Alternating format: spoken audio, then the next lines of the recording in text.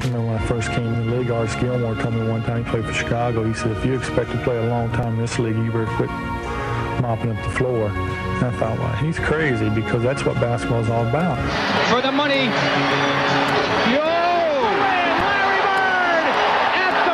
And I said Larry Bird's a very, very good basketball player. I knew I was going to win this thing. I've been practicing. My teammates said I wasn't going to win it, but I came back and lucked out, really. Then I said very sarcastically and very jokingly that if he was black, he'd be just another good guy. Bird steals it. Johnson, layup, Boston. 1 second left. 1 second left. Bird steals it. With 3 seconds, Bird will try another jumper and hit it at the buzzer. Larry Bird scored 60 points. It is the greatest shooting exhibition I've ever seen in my life. You know who that was on the call of that game? It was John Sterling. Oh, wow. Famous Yankees announcer. Yes. Calling that game. I guess Larry wanted to put the dagger in the Hawks there.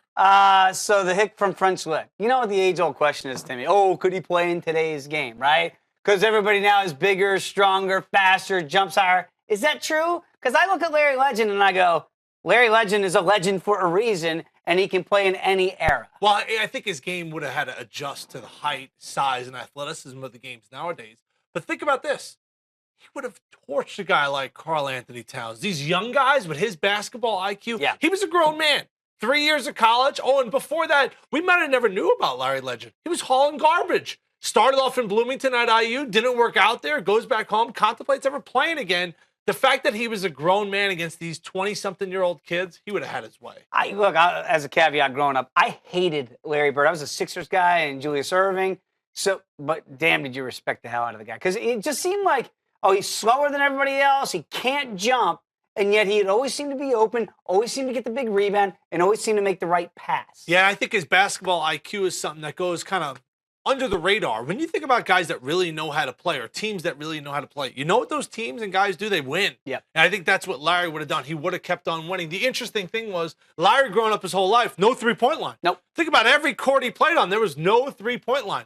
If he would have had that, sorry, Dave, mindset from the get-go, I'm going to need a shot after hearing that. he averaged 24 points a game over the course of his career. I think it would have been towards 27, maybe even 29. Okay, well then give me a guy now. When you look at Larry Bird, is he LeBron James? Was he LeBron James? A great point forward, if you will, that can shoot with the best of them and certainly pass with the best of them? Yeah, I think that's probably a fair comparison. I know LeBron always gets compared to Michael. Probably the more realistic one was Magic, but I think that's what made it so great during that time. I think that's the golden era of the NBA because you had Magic on one coast, Larry on another. You had black guy versus a white guy. You had East versus West. Converse. Showtime versus the kind of blue collar type of play. Yeah, but I guess the shoes did bring them together. That was the whole thing, right? It's like, I'm sure Converse wishes they still had that. I think the fact that both of these guys were 6'8", 6'9", their game would have translated to this NBA pretty easy.